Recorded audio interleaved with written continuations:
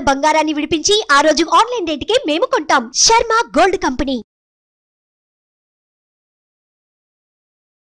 నమస్తే, welcome to Suman TV. నేను మీ యామ్ని. ప్రస్తుతం మనతో ఉన్నారు ప్రముఖ ఆధ్యాత్మికవేత్త, ప్రముఖ జ్యోతిష్య వాస్తు పండితులు మాడుగుల శివప్రసాద్ గురువు గారు ఉన్నారు. వారితో మాట్లాడదాం. నమస్కారం గురుగారు. ఆశీర్వచనం తల్లి. గురుగారు, ఇప్పుడు ఏపీలో ఎలక్షన్ టైం అనేది వస్తుంది కాబట్టి ఈసారి విజయం ఎవరికి వచ్చే అవకాశం ఉందంటారు?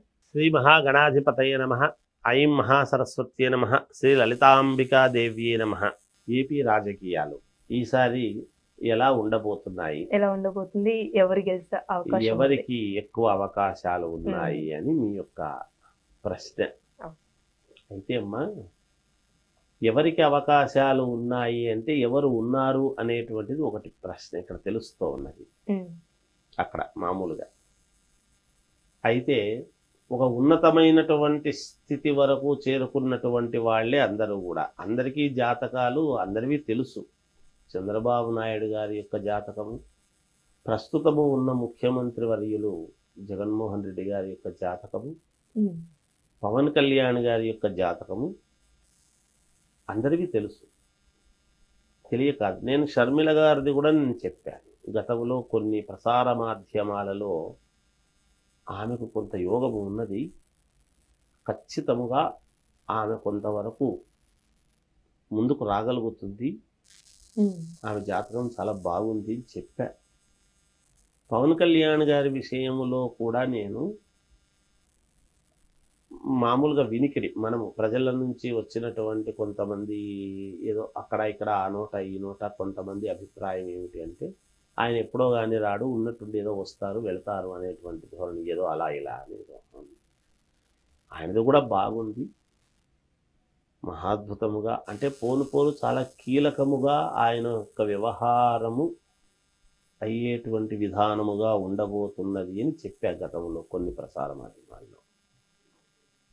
సరే, ఏది ఏమైనా అమ్మా, వీళ్ళదంతా ఇలా ఉంటే మనము 99% కష్టపడినా భగవంతుడి యొక్క అనుగ్రహము అనేటువంటిది ఒకటి అవసరము అని మనం ఎలా అయితే అనుకుంటున్నామో,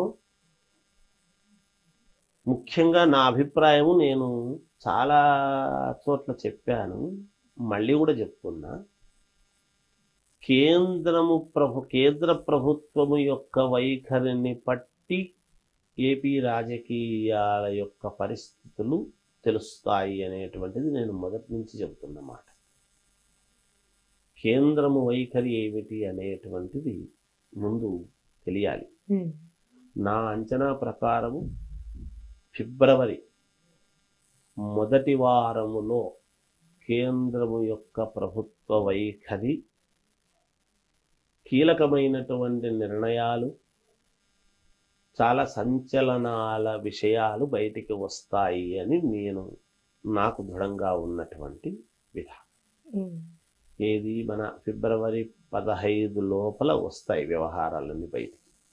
అప్పుడు ఎవరిది ఏమిటి ఏం సంగతి అని ఇప్పుడు అక్కడ ఎంచుకోవటానికి మనం చెప్పడంలో ఊరికి వీళ్ళు వస్తారు వాళ్ళు వస్తారు, ఇగో ఇలా అవుతుంది అలా అవుతుంది అని మనము పంచముఖ ఆంజనేయ స్వామి అనుష్ఠానము చేసుకునేటువంటి వ్యక్తులు, ఏదో అమ్మవారి అనుగ్రహము, మనం జాతకాలు అందరివి బాగానే ఉన్నాయి, బాగలేవనేది ఏదో మనం తప్పించుకోవాలను లేకపోతే ఒక మాట చెప్పాలను అని కాదమ్మా. ఎందుకంటే ఒక కంసాలి తయారు చేసినటువంటి బంగారు నగకు ఒక దాంట్లో పెట్టి, మరి బంగారము గొప్పది, విలువైండేది కదా, మహాద్భుతమైంది కదా, ఆ విలువైనటువంటి బంగారానికి కొంచెము దాని మీద దృష్టి పడాలి అన్నప్పుడు ఒక లైటింగ్ పెడుతున్నాం మనం దానికి, అదొకటి అవసరమైంది కదా. ఆ వెలుగు వల్ల దాని షైనింగ్ ఇంకా కొంచెం ద్విగుణీకృతం అవుతున్నది, పోయిన వాళ్ళ యొక్క దృష్టి ముందు దాని మీద పడుతూ ఉన్నది. బంగారం మీరు చూడండి, బంగారు నగల్లో అన్నింటిలోనూ అట్లా పెడుతూ ఉంటారు. ఎందుకు? బంగారము గొప్పది, బంగారము గొప్పది అయినప్పుడు దానికి లైటింగ్తో పనేముంది? నిజానికి అవసరం లేదు కదా, మరి ఎందుకు పెడుతున్నట్టు?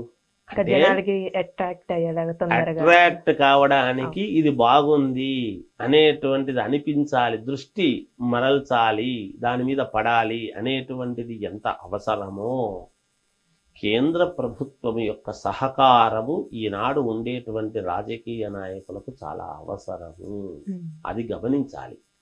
వాళ్ళ చేయూత ఎవరికైతే ఇస్తారో ఆ పార్టీ రావటానికి చాలా అవకాశాలు ఉన్నాయి. అందరూ సమర్థులే, అందరూ సమర్థులే. ఇప్పుడు ఒక పదవి ఒకరికి ఇవ్వాలి అన్నప్పుడు అందరినీ దృష్టి పెట్టుకొని ఏ మనిషి వైపు మొగ్గు చూపితే మనకు అనుకూలంగా ఉంటారు, ఎవరికి చేస్తే మనకు సహాయ సహకారాలు ఉంటాయి, మేలు జరుగుతుంది, తద్వారా ఆ ప్రజలకు మేలు జరిగేది ఏమిటి అనేటువంటివన్నీ కూడా ఆలోచన చేసి కదా జరుగుతాయి. వీళ్ళందరూ సమర్థులే. ఇప్పుడు చేస్తున్నటువంటి జగన్మోహన్ రెడ్డి గారు సమర్థుడే. సమర్థుడు కాకపోతే పదవి వరించదు కదా. భగవద్ అనుగ్రహం ఉంది కాబట్టే కదా ఆయన సీఎం అయినారు. అంతకుముందు దైవానుగ్రహం ఉంది కాబట్టే కదా ఆయన 40 ఏళ్ల నుంచి రాజకీయాలు చేస్తుండేటువంటి మరి చంద్రబాబు నాయుడు గారు 14 సంవత్సరాలు ఇట్లాను 14 ఏళ్ళు సీఎంగా చేసి 3 సార్లు సీఎంగా చేసి 3 సార్లు 4 సార్లు ఆయన చేసి వీళ్ళందరూ చేస్తున్నారు. మరి దైవానుగ్రహం లేకపోతే వస్తుందా? దైవానుగ్రహం ఉంటేనే కదా, ఇంతమంది ప్రజాదరణ ఉంటేనే కదా పవన్ కళ్యాణ్ గారు కూడా అలా ముందుకు వెళ్ళగలుగుతారు. ఏమో అప్పుడు ఎట్లుంటుందంటే రాజకీయాలలో శుక్రుడి యొక్క అనుగ్రహము చాలా అనుకూలముగా ఉంటేనే రాజకీయాల్లో అందరూ ఉంటారు. కానీ నా అభిప్రాయం ఏమిటంటే కేంద్రము యొక్క వైఖరి ఈ సంవత్సరం ఖచ్చితంగా కేంద్ర ప్రభుత్వం యొక్క అనుకూలత ఎవరికి చేయూతను ఇస్తే వాళ్ళు ఆ ప్రభుత్వం రావటానికి యోగదాయకమని నేను చెప్తున్నాను. వచ్చే అవకాశాలు ఎక్కువ ఏమిటి వచ్చినట్టే లెక్క. ఇంకా రెండో మాటలు ఇద్దానికి మరి ఎవరు ఏమనుకుంటారు అనేది ఇంకా తర్వాత సంగతి. ఇది ఉన్న విషయం. చాలా చక్కగా తెలియజేశారు గురుగారు. ధన్యవాదాలండి. జయ.